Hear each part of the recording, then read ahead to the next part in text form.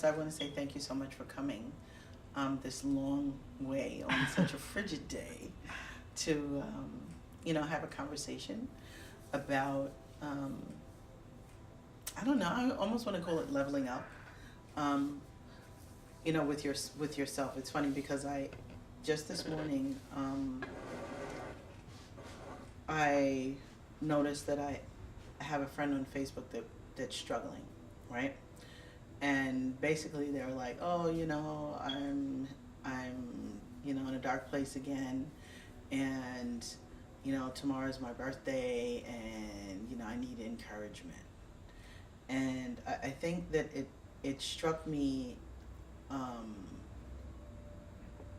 really hard in particular because it's difficult for people to reach out, right? Like, I had a hard ass time reaching out. Like it was almost like that's just something that I wasn't programmed to do, right?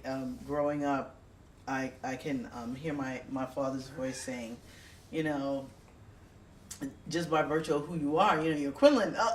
You can do anything, and that one phrase had me captive for many, many, many years while I was using, because, I could do anything except quit, right? Except get myself out of this hole. And every time I would make some progress, I just kept going all the way back to the beginning. And when I say the beginning, I mean, like tearing my ass in the street, And many, many, many years later, I have actualized one of my dreams and desires, which is also right at the moment tearing my ass. But, it is not destructive to my mind, my body, or my spirit.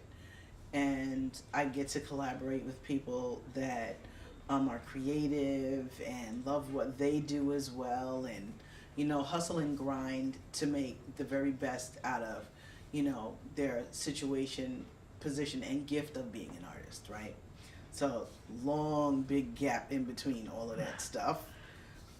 It was very difficult for me in the beginning to get it together. As a matter of fact, if I count the detoxes and the rehabs, I want to say that was some good 5 or 6 times. You have to take time to be with people. True. And you can only do that if you have made time to be, I guess, with yourself, and the purpose, to be intentional about being present. There have been so many times in the process of me getting clean and getting my life back on track where I almost, lost my life through the relapses, and even beyond that, multiple cancer survivor, and there are just so many reminders in life to get it together. So I think before I was talking about my friend, so I basically was like, okay, so this phrase about speaking a word over yourself, right? It's a very popular Yolanda Adams song, I think, gospel song. Speak over yourself. And in particular for those of us who struggle with addiction and go to those dark places and land ourselves so far from anything that we could possibly fathom as light ever getting to them. I think we forget that we actually do speak a word over ourselves. Because how else do you account for, being close to death, taking your own life, getting high until, you haven't eaten in days, you probably smell like caca, people running away from you on the street. You're doing whatever you can to like get it, and slowly you're frying your brain. You're killing your heart. You're just like, and somehow, many years later, you know, even if you're still here, regardless of what that looks like, during that time, your spirit has been like calling into the darkness for your light, right? And we have these moments of clarity where we get it together, we, jump a couple of steps, get our own apartment, get a job.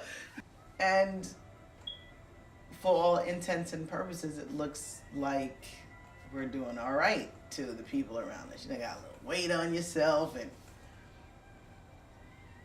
and then something happens, and before you know it, you're running the street again. So basically, I think there were a couple of things that actually like catapulted me into a space of consistently being sober and consistently desiring to like elevate myself. Definitely those times where I came close to death, either from being sick or from like being in the wrong place at the wrong time. And like for me, I had a serious connection with like my family. Like I'm a daddy's girl, and I miss my family was everything. And like that was like, I chopped that foot off by my actions and behaviors. And yeah, and it's so funny because we have so many examples of what it looks like to get it together. And I think the people that, well, at least in my experience, the people that have made good use of their time recovering, like they're really intentional with it, and right. Across the board. So it's not, it's about the mind, the body, and the spirit. We so many of us look to recover these things. Oh, the line. So, of the things that my dad gave me, that one that I ran through my brain and that I chose to hold on to and keep myself out in the damn street.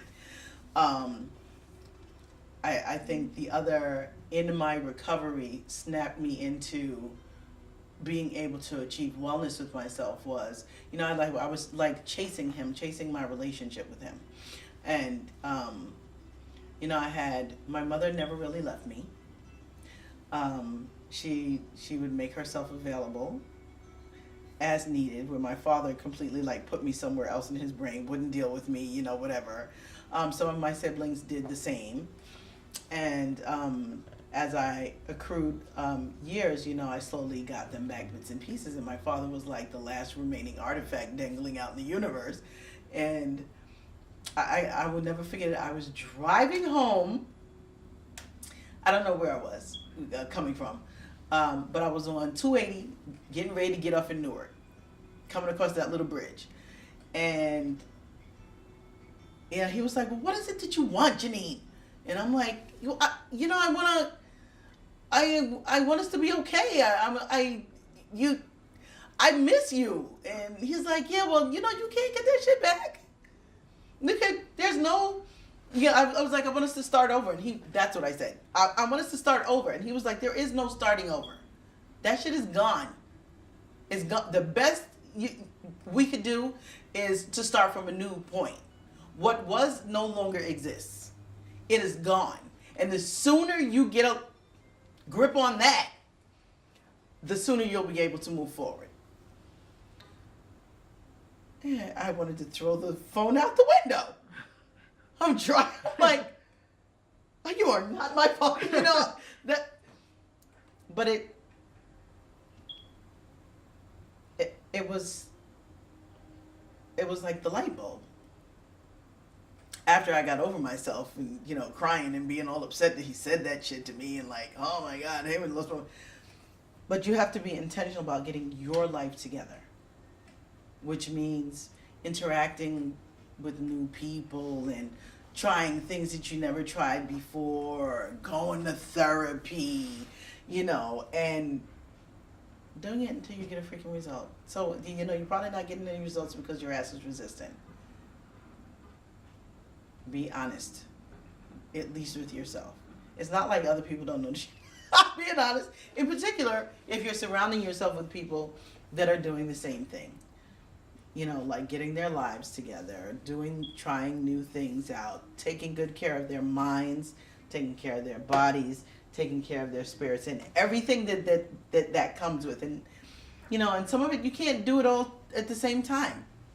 You might have to say, I'm going to spend the next year getting my spiritual life back together.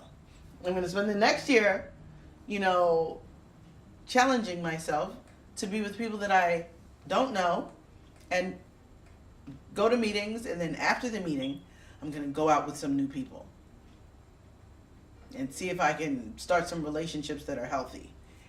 And then when you see the unhealthiness coming, you detach yourself from the pod, not anticipating that, maybe this will change.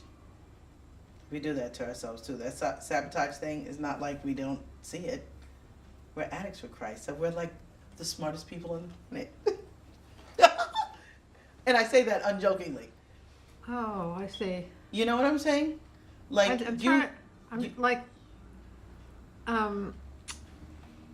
they showed a picture, Russell Brand, a picture of interview that somebody had done with Philip Hoffman, Seymour Hoffman, and he had been supposedly clean for years at that point, and yet Russell Brand points out the only time his face he has kids now, his career was doing quite well, and the only time his face lights up is when he's talking about using in the past. See? So that's what you're saying. It's like as soon as you see the bad stuff rising, you smash it. So that 15 years later, that's not a good not only memory. Smash it, you got to run from it. Run from it. Like, but that's my friend. Well, if they love you, they'll understand. Right. They'll understand why you can't do that. Right? Because when the two of you get together, stuff happens. There's this guy that started coming into the center maybe a couple of years before I stopped working there, and I would see him all the time. And after I stopped working there and opened the store, I would see him more and more. It's like there was no place I could drive around the city and not see him standing on the corner. Somebody that I used to get high with. Oh. And I would see him, and he would go, and he was embarrassed. And I tried this engagement thing over and over and over and over again until I just couldn't anymore. Like, I had to resign it. I was fearful of, what kind of jeopardy am I going to put myself in if I try to, myself to sit down with him and have a conversation about, doing something for himself. So I still see him from time to time. And to make a long story short, I realized that, that was something that I had to delegate.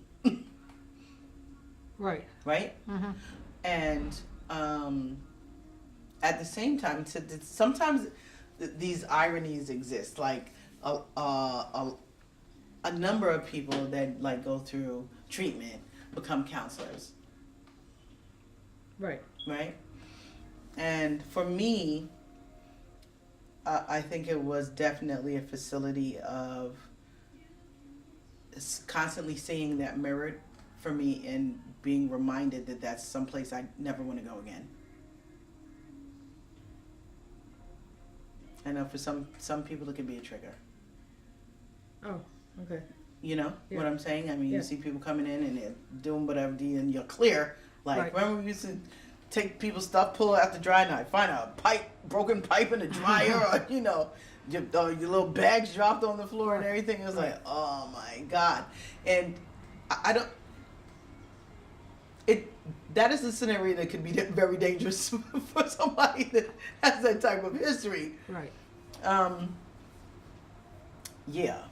So, having said that, then, you know, like the continuing effort and the continuing intention to fortify myself in every way that I possibly could, I guess is the only reason why I'm sitting here, like, not smoking cocaine, like, for real, because I thought that I would die doing that, and the darkness was just too dark for me. I'm like that's, I cannot live in the dark.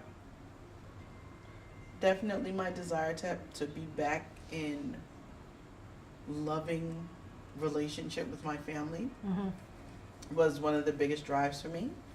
And after, you know, being able to regroup, recenter, and begin new relationships, because I spent a span of almost 20 years getting high, right? Mm-hmm.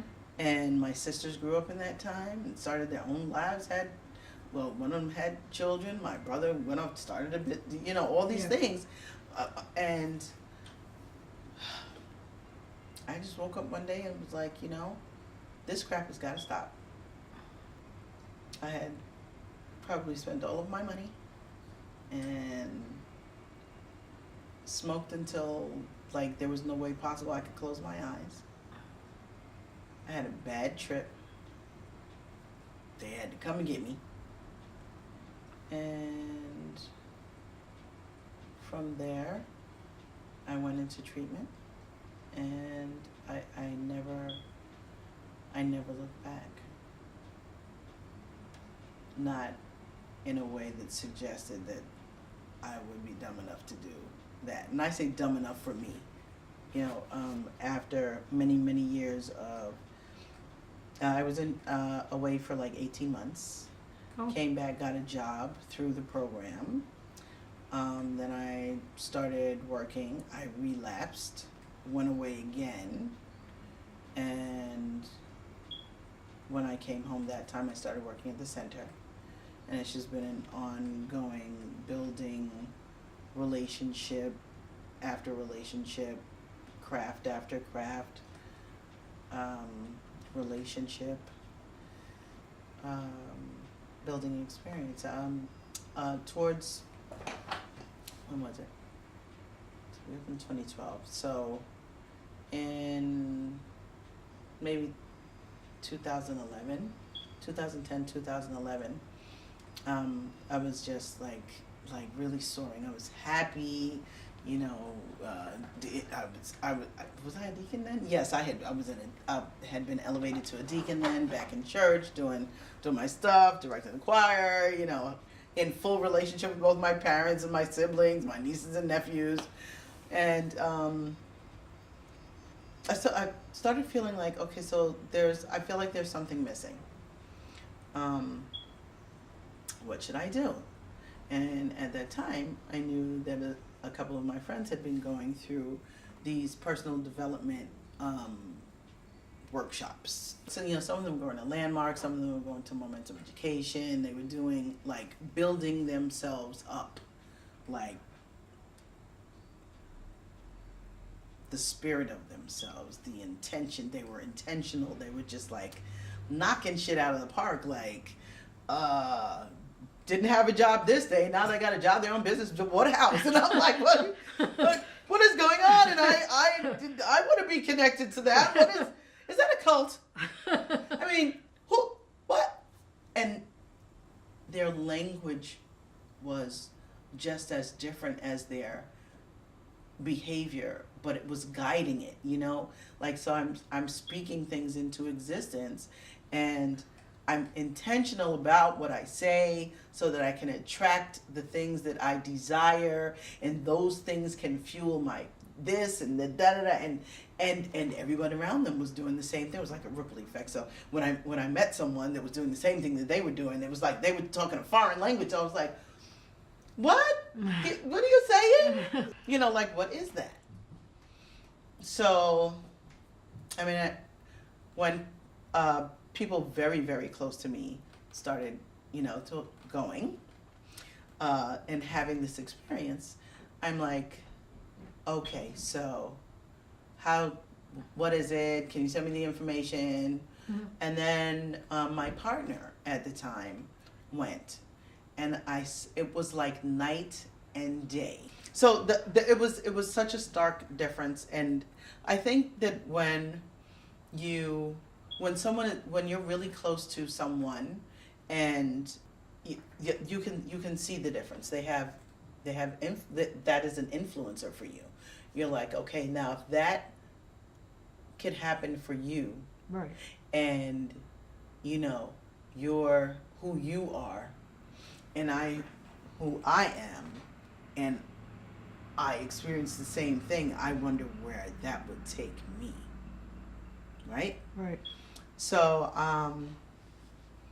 I went to Momentum Education, and it shifted my entire life. In what they said, created a whole new awakening in you around whatever the conversation was about, right? Yeah. So I tell them all the time that I felt like I was reintroduced to myself, and reintroduced to the way in which I could interact with the world if I allowed myself to. Because now I know, or now I'm speaking to those things that I know keep me from doing that. So, you know, me being afraid, that fear is really a lie, and I made that shit up because of the things that happened to me when I was little, and it doesn't serve me anymore. It's not who I am. Right. Right? I wasn't responsible for being molested when I was a child. Right. I wasn't responsible for, all these other crazy things happening, but I internalized it in a particular way. And I never spoke about it. And it ate me alive. And my first mechanism to deal with all of those things was smoking weed. Mm. But I was 11, 12. School. Yeah. Smoke a doobie. Then, go, have a drink. Everybody masking. And some people can just take a mask off and continue on with their lives. And some of us are dependent on holding onto those masks, in a destructive way. And, So Momentum Education just flipped my life around. And two of my partners of the five of us that opened the store completely finished the program. One of them almost finished the program, and people attached to them were graduates of the program as well. So it was all this energy. In the leadership portion of it, they do ask you to, really put some time intentionally out into the universe with your group to say, what are you going to do? And you say what you're going to do, and they say how many by when. And they hold you to it. Oh, wow. So, you stated before that I had managed to continue to put myself in. It's like you complete this level. It's like playing. I play mahjong, so you get to the next level, but you don't get to the next. You won't get to the next level unless you complete that level, right? Like you have to get all of the checks, Right. or you'll continue to play at that level, Right. until you complete that level. Right. And in hindsight, as a reflection to that, isn't that just how life is? And this is how we learn to master things, and being pipe smoking, dirty, roaming the streets cat to putting a key into my own door, have my own car, which, I haven't missed a payment on since I bought it 2 years ago, to putting the key in this business. It's all. Now, are there some times where it's not intentional? Yes. And then I'm brought right back to having to be intentional. Right. Like, there's not, like, you don't maintain it without being intentional. Right. Whatever it is life gonna be fucked up, skewed, and all that shit? Heck, yes, because that's just the way life is. Right. But you learn to deal with it differently. And I know that, if I pick up a pipe, I won't have this. Right. I won't have that car. Right. I'm getting married in August. I won't have her. I won't have my family. I won't have me. And through all of this, I think the greatest knowing achievement, it's not these things, it's me. Like, I can get up in the morning and look at myself and say, oh shit, look in my pocket, I got some money in my pocket. And I'm not itching to run out and use it, or my phone is always blowing up. I have all these young people that see my light, and I get to share my light with. I won't be able to do that. I feel like, they fuel me. They're like food. Yeah.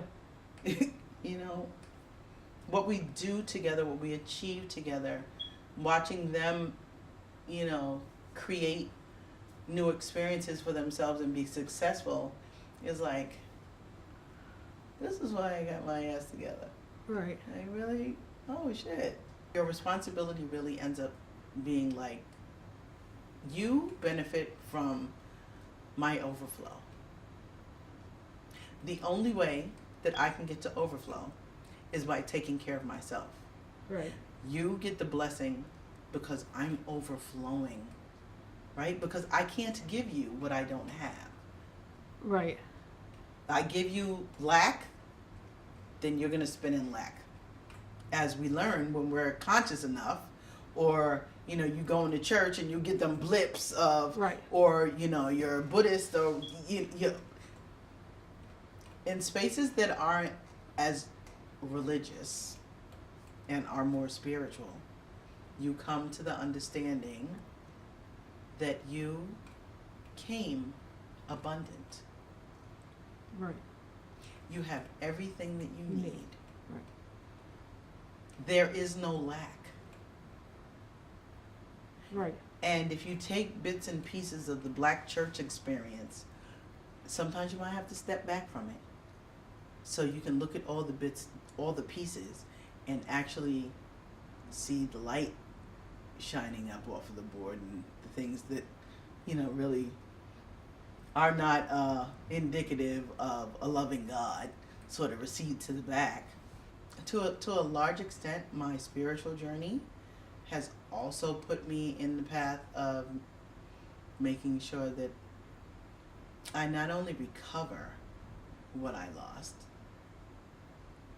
but that I, what I desire, beyond that, I can achieve that. Right. And I believe it. And there was a long time that I didn't believe it. Right. And that kept me not recovering. Right. It takes Right. us a long time to get to those places of understanding, Right. like what we're responsible for, Right. and accepting that we're worthy. We are all products of our environments, Right. right? And some things don't appear in the moment to be a choice, right? I have 5 kids. My girl's pregnant. I just put them in the hotel with the last dollar I got. I'm out going to get the chicken. Somebody says, yo, bro, you want to make about $2,000? You're like, and we should know better. It pretty much means, okay, I have to reserve time with myself. Right. Away from a lot of things that I love, including people, to like really pour into me so that I'm clear I got it. Right.